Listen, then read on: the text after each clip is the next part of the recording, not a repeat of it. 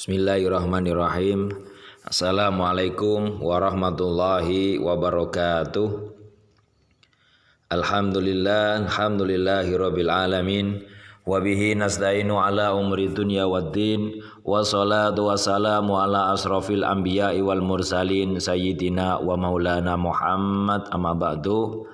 Anak-anakku yang saya cintai dan saya banggakan, pertama-tama marilah kita panjatkan puji syukur kehadirat Allah Subhanahu wa taala yang telah melimpahkan rahmatnya kepada kita semua sehingga kita masih bisa melaksanakan kegiatan pembelajaran daring atau via online pada saat ini dalam keadaan sehat walafiat. Kedua kalinya sholawat dan salam semoga tetap tercurahkan kepada junjungan kita Nabi besar Muhammad sallallahu alaihi wasallam yang telah membawa umat manusia dari zaman kebodohan menuju zaman yang terang benderang yang disinari oleh ilmu, iman dan Islam seperti yang kita rasakan pada saat ini. Baik anak-anakku sekalian, dalam pertemuan kali ini, di pertemuan yang pertama ini, kita akan membahas bab pertama tentang iman kepada hari akhir. Kalau di situ keterangannya meyakini hari akhir mengakhiri kebiasaan buruk. Nah, sebelum kita beranjak lebih lanjut terkait masalah hari akhir, di sini ada peta konsep yang akan kita pelajari. Yang pertama, meyakini hari akhir mengakhiri kebiasaan buruk. Ada kiamat sugro, ada kiamat kubro. Terus kita lanjut kepada yaumul barza, yaumul ba'ats, yaumul harsh, yaumul mizan. Terus kita menuju kepada neraka atau surga. Nah, anak-anakku sekalian, kalian bisa melihat di situ ada sebuah gambar, ada orang kecelakaan, ada sebuah seperti negara atau kota yang sudah hancur dan tidak terurus lagi. Itu menggambarkan bahwasanya adanya kehidupan pasti ada kematian, adanya awalan pasti ada akhiran. Nah, di sini kita dituntut untuk iman kepada hari akhir. Apa hari akhir itu? Yaitu hari di mana hancurnya seluruh alam semesta ini, dari pucuk yang atas sampai yang bawah, dari timur sampai barat, utara, selatan, semuanya hancur luluh lantah, tak tersisa sedikit pun. Itu namanya hari akhir, hari kiamat, hari kehancuran alam semesta ini. Nah, pengertian hari akhir dan macam-macam hari kiamat atau hari akhir. Beriman kepada hari akhir atau hari kiamat merupakan rukun iman yang kelima. Umat Islam harus percaya dan yakin bahwa hari akhir itu pasti akan datang. Kelak manusia akan dibangkitkan kembali dari kubur untuk menerima pengadilan Allah Subhanahu wa taala. Perhatikan firman Allah Subhanahu wa taala dalam Al-Qur'an surat Al-Hajj ayat 7 berikut ini. Bismillahirrahmanirrahim. Wa annas sa'ata atiyatul la raiba fiha wa annallaha yab'atsu ma fil kubur. Artinya, dan sungguh hari kiamat itu pasti datang. Tidak ada keraguan padanya, dan sungguh Allah akan membangkitkan siapapun yang di dalam kubur. Nah, ini keterangan dari Quran surat Al-Hajj ayat 7. Iman kepada hari akhir adalah meyakini bahwa seluruh alam termasuk dunia dan seisinya akan mengalami kehancuran. Hari akhir ditandai dengan ditiupnya trompet malaikat Israfil. Dijelaskan bahwa pada hari itu daratan, lautan dan benda-benda di langit porak-poranda, gunung-gunung meletus, hancur dan berhamburan. Lautan meluap dan menumpahkan seluruh isinya. Benda-benda yang ada di langit bergerak tanpa kendali. Bintang, planet, dan bulan saling bertabrakan. Nah, seluruh manusia menjadi panik. Mereka berlari, pontang-panting dan tidak sempat mengenali lagi sanak saudaranya. Semua ingin menyelamatkan diri masing-masing. Namun akhirnya semuanya mati, hancur dan tak menghadap Ilahi. Tidak hanya manusia yang mati, seluruh tumbuhan, hewan, baik kuman maupun bakteri, virus, jin, dan setan juga mengalami kematian. Maha besar Allah atas segala kuasanya. Para ulama mengelompokkan kiamat menjadi dua macam. Yang pertama ada kiamat sugro dan yang kedua ada kiamat kubro. Kiamat sugro adalah kiamat kecil, yaitu terjadinya kematian yang menimpa sebagian manusia. Misalnya matinya seseorang karena sakit, kecelakaan, musibah tsunami, banjir, tanah longsor, dan sebagainya. Ini termasuk kategori kiamat sugro atau kiamat kecil. Saya berikan contoh yang konkret. Dulu pada tahun 2004 Indonesia ini terlanda namanya tsunami. Ini meluluh lantakan daratan Sumatera, hampir antara pantai selatan dengan pantai utara hampir menyatu dari saking besarnya gelombang tsunami pada saat itu, sehingga mengakibatkan bencana alam yang luar biasa. Banyak peradaban yang luluh lanta dan binasa. Semua bangunan-bangunan yang dibangun manusia hancur tanpa sisa, dan manusia banyak yang meninggal dunia. Itu puluhan ribu jiwa waktu itu meninggal dunia. Itu walaupun puluhan ribu jiwa itu yang meninggal dunia, tetap dikatakan kiamat sugro, karena cuma sebagian kecil dari dunia ini yang terkena bencana. Tapi kalau sudah seluruh alam semesta ini yang hancur, maka itu namanya kiamat sugro. Sudah kiamat besar sudah itu. Hancur semuanya. Mulai dari ujung timur sampai ujung barat, semuanya hancur luluh lantah. Kalau cuma sebagian kecil, namanya kiamat sugro. Nah, yang kedua ada kiamat kubro, kiamat besar, yaitu terjadinya kematian dan kehancuran yang menimpa seluruh alam semesta. Dunia porak-poranda, rusak dan hancur. Kehidupan manusia akan berganti dengan alam yang baru, yakni alam akhirat. Kiamat kubro ini dialami oleh seluruh makhluk hidup di jagat raya tanpa terkecuali. Kejadian ini terjadi secara menyeluruh sehingga dapat dibayangkan bahwa suasana saat itu sangat mencekam dan luar biasa dahsyatnya. Jika itu sudah dikehendaki oleh Allah Subhanahu wa taala, Sang Pencipta, tidak ada yang bisa menghalangi kekuasaan dan kebesarannya. Nah, peristiwa kiamat kecil merupakan kematian sudah sering kita lihat dalam kehidupan sehari-hari. Kematian kecil itu merupakan akhir dari kehidupan orang-orang yang mengalaminya. Bagi orang-orang yang masih hidup, hal ini menjadi pelajaran yang sangat berharga, bahwa pada saatnya jika kita akan mengalaminya, bahwa pada saatnya kita juga akan mengalaminya. Kiamat kubro memang belum terjadi. Peristiwanya hanya dapat kita ketahui melalui keterangan dan berita dari Allah Subhanahu wa taala dan Rasulullah sallallahu alaihi wasallam. Nah, mengingat terkait masalah kiamat sugro atau kiamat kecil, seperti yang terjadi pada saat ini, ada wabah virus corona atau pandemi COVID-19. Banyak sekali manusia yang setiap harinya bergelimpangan masuk liang lahat atau liang kubur. Ini juga salah satu fenomena kiamat sugro. Mati tapi secara bersama-sama, banyak sekali. Setiap hari saya melihat berita, banyak orang yang dikubur, banyak orang yang sakit, banyak orang yang mati.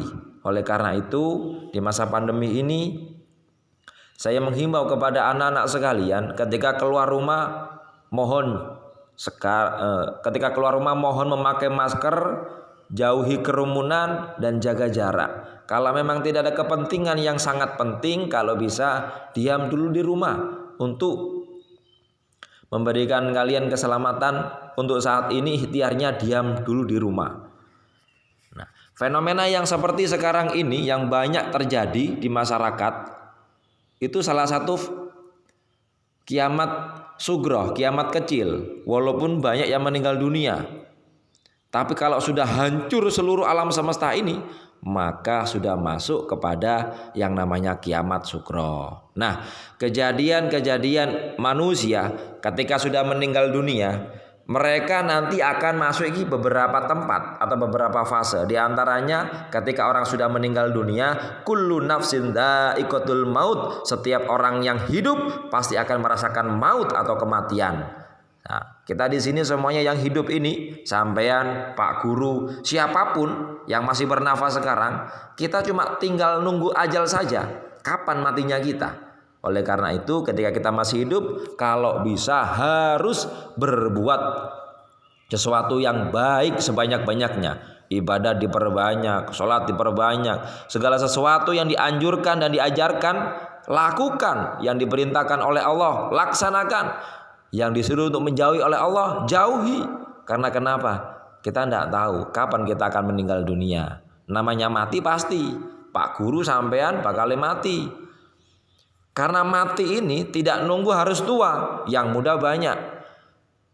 Tidak nunggu harus sakit, anak kecil banyak.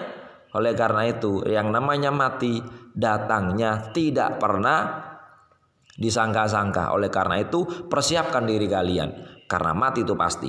Ketika seseorang atau manusia sudah meninggal dunia, maka dia akan dihadapkan dengan beberapa fase. Yang pertama yaitu ketika sudah mati, dicabut rohnya oleh malaikat, maka dia sudah pindah dari alam dunia menuju alam ke akhirat. Nah, fase yang pertama yang dilalui oleh manusia yaitu ketika sudah meninggal dunia, dia akan masuk kepada alam barzah. Nah, terkait masalah alam barzah dan beberapa fasenya nanti akan saya terangkan lebih lanjutnya. Kita lanjutkan dulu di materi halaman 8 ini.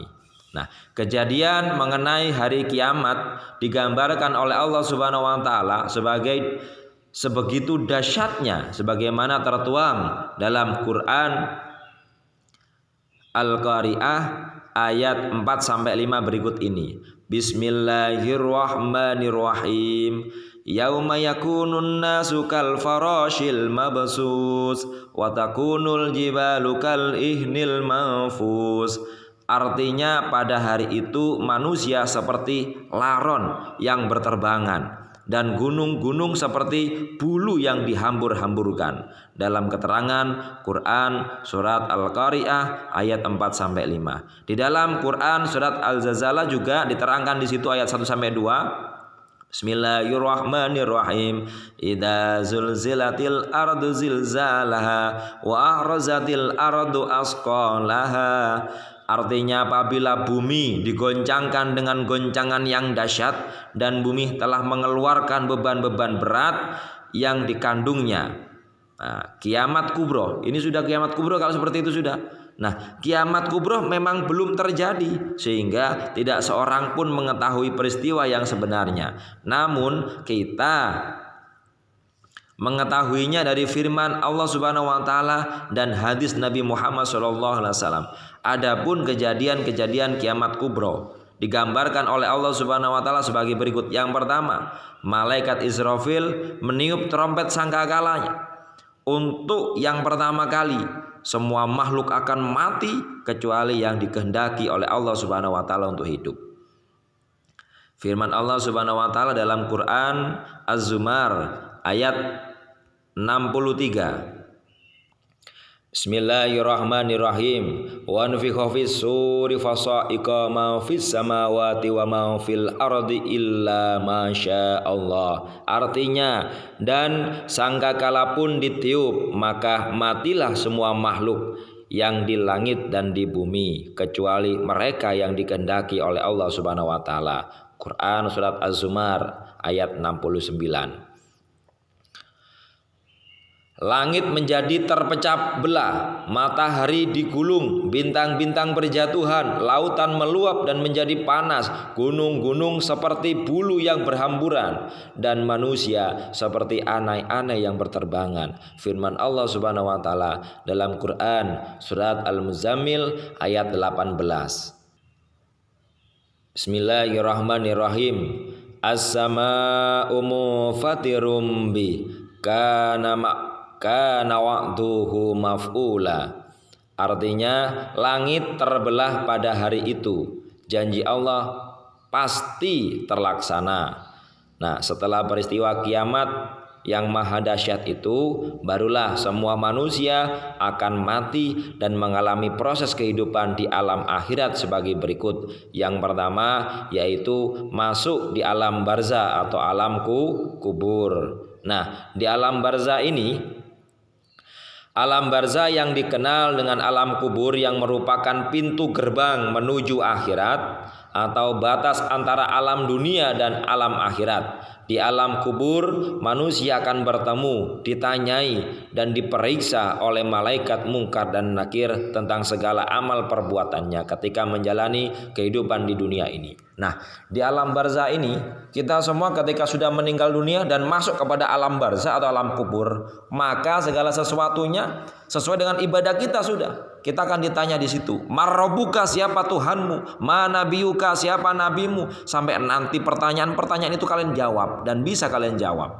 Bagi orang-orang yang dekat dengan Allah, "Marrobuka, siapa Tuhanmu?" Dia pernah zikir, ingat kepada Allah, siang, pagi, malam, hatinya ingat kepada Allah, pikirannya ingat kepada Allah. Maka ketika ditanya, "Marrobuka, siapa Tuhanmu?" dengan sendirinya lisannya bisa menjawab, "Allah Tuhan saya." Oleh karena itu, segala sesuatu yang diperintahkan oleh Allah jalankan, dan segala sesuatu yang dilarang oleh Allah jauhi. Insya Allah kita akan selamat fid dini wad dunya wal akhirah. Nah, terus perhatikan kisah di alam kubur yang diceritakan oleh Nabi Muhammad SAW berikut ini. Silakan nanti dibaca itu ya, kisahnya itu bisa dibaca sama kalian nanti di bukunya di halaman 10 bisa dibaca. Terus yang kedua, setelah mengalami kematian masuk kepada alam kubur, kita akan nyampe kepada yaumul ba'as, yaitu hari dibangkitkannya seluruh manusia yang sudah meninggal dunia. Pernahkah kamu melihat benih kecil yang tumbuh di atas tanah? Begitulah kelak Allah Subhanahu wa taala akan membangkitkan kembali seluruh manusia yang telah mati dari alam kubur. Peristiwa itu dinamakan Yaumul Ba'as. Yaumul Ba'as adalah hari dibangkitkannya manusia dari alam kubur untuk diarahkan menuju padang mahsyar. Kebangkitan manusia ini akan terjadi setelah ditiup sangkakala yang kedua oleh malaikat Israfil. Seluruh manusia mulai zaman Nabi Adam alaihissalam sampai manusia yang terakhir bangkit dari kubur.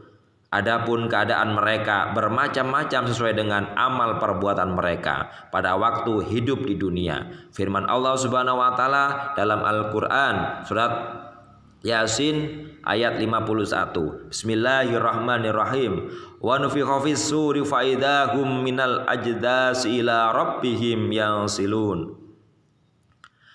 Artinya lalu ditiuplah sangkakala yang kedua kalinya. Maka seketika itu mereka keluar dari kuburnya dalam keadaan hidup menuju kepada Tuhannya. Quran surat Yasin ayat 51. Karena kesombongannya, sebagian orang tidak mau percaya tentang kejadian hari akhir atau hari kiamat. Orang-orang yang seperti ini kelak akan tercengang, menyesal, malu, lantas menundukkan kepala mereka dengan lesu. Mereka merasa kebingungan dan sangat panik karena tidak pernah menduga hal semacam ini akan terjadi. Orang-orang yang ingkar semacam ini diibaratkan oleh Allah Subhanahu wa taala seperti belalang yang berterbangan ke sana kemari karena cemas, panik dan bingung. Pandangan mereka tertunduk dan ketika mereka keluar dari kuburan, mereka panik seperti belalang yang berterbangan serta meloncat dari tempat yang satu ke tempat yang lainnya. Rasulullah Shallallahu Alaihi Wasallam lebih jelas menceritakan kisah yang akan terjadi di hari kebangkitan seperti berikut ini. Ahbarona Bahzu bin Hakimin an abihi an jaddihi qala qala Rasulullah sallallahu alaihi wasallam innakum mahsyuruna rijalan wa rukbanan wa tujarruna ala wujuhihim. Artinya telah menceritakan kepada Bas bin Hakim dari bapaknya, dari kakeknya, ia berkata, Rasulullah Shallallahu Alaihi Wasallam bersabda, sesungguhnya kamu akan dikumpulkan pada hari kiamat, ada yang berjalan, berkendaraan, dan akan terseret di atas wajah kamu. Hadis riwayat Tirmizi. Yang berikutnya Yaumul Hals atau Yaumul Mahsyar. Bacalah sepenggal kisah mengenai peristiwa Yaumul Mahsyar yang disampaikan oleh Rasulullah Shallallahu Alaihi Wasallam berikut ini. Nanti tinggal dibaca itu ya. Yaumul Mahsyar atau Yaumul Hajj adalah hari dikumpulkannya seluruh manusia yang telah dibangkitkan dari kuburnya di sebuah padang mahsyar yang sangat luas bernama padang mahsyar. Di padang mahsyar keadaan manusia sangat susah, tidak ada yang dapat menolong kecuali hanya pertolongan yang didatangkan dari Allah Subhanahu wa taala bagi orang-orang yang dikehendakinya. Pada Yaumul Mahsyar pula manusia menerima catatan amalnya selama hidup di dunia, baik amal yang buruk maupun amal yang baik. Seluruhnya tercatat secara rinci. Orang yang beriman dan beramal soleh merasa gembira melihat catatan amalnya. Sebaliknya, orang yang berbuat jahat dan kerusakan ketika hidup di dunia akan menerima catatan amalnya dengan perasaan sedih serta penuh dengan penyesalan. Penyesalan hanyalah tinggal penyesalan karena segalanya sudah terjadi. Pada hari itu orang yang tidak beriman sungguh telah putus harapannya karena pertolongan Allah Subhanahu wa taala sudah tidak mungkin lagi datang kepadanya. Sebaliknya, bagi orang-orang yang beriman, penantiannya di padang mahsyar adalah penantian yang penuh harapan akan pertolongan Allah Subhanahu wa taala. Ketika seluruh manusia sampai di padang mahsyar, mereka menunggu pengadilan dari Allah Subhanahu wa taala sebagaimana gambaran padang mahsyar. Padang mahsyar digambarkan oleh Rasulullah SAW sebagai tanah yang lapang, berwarna putih bersih dan tidak ada tempat untuk berteduh maupun pepohonan. Bismillahirrahmanirrahim. Wa asyraqatil ardu binuni rabbiha wa wudi'al kitab. Wa wudi'al kitab wa ji'a bin nabiyyina wa syuhada wa qudiya bainahum. Wa qudiya bainahum bil haqqi wa hum la yudlamun. Artinya, dan bumi padang mahsyar menjadi terang benderang dengan cahaya keadilan Tuhannya, dan buku-buku perhitungan perbuatan mereka diberikan kepada masing-masing. Nabi-nabi dan saksi-saksi pun dihadirkan. Lalu diberikan keputusan di antara mereka secara adil, sedang mereka tidak dirugikan. Quran Surat Az-Zumar ayat 69. Seluruh manusia ketika berada di padang mahsyar merasa sangat cemas. Orang yang banyak beramal baik merasa cemas apakah amal kebaikannya diterima oleh Allah Subhanahu wa taala. Sebaliknya, orang yang berbuat jahat merasa cemas dan takut apakah perbuatannya itu akan diampuni oleh Allah Subhanahu wa taala. Pengadilan Allah Subhanahu wa taala di padang mahsyar juga menentukan apakah manusia akan selamat dan masuk surga atau surga dengan penuh kebahagiaan atau akan masuk neraka. Nah, di pertemuan yang pertama ini kita cukupkan dulu pertemuan ini, kita lanjut nanti di pertemuan berikutnya. Kurang lebihnya Bapak mohon maaf. Himbauan Bapak sebelum saya akhiri pertemuan ini, saya menghimbau kepada seluruh anak-anak semuanya tetap jaga protokol kesehatannya, proskesnya, pakai masker ketika keluar rumah, jauhi kerumunan, jangan keluar rumah sebelum ada kepentingan yang sangat penting. Oleh karena itu, saya selaku guru kalian menghimbau kepada kalian, semoga kalian semuanya dijaga oleh Allah Subhanahu wa taala dan selalu diberi kesehatan oleh Allah Subhanahu wa taala. Saya akhiri, kurang lebihnya mohon maaf. Assalamualaikum warahmatullahi wabarakatuh.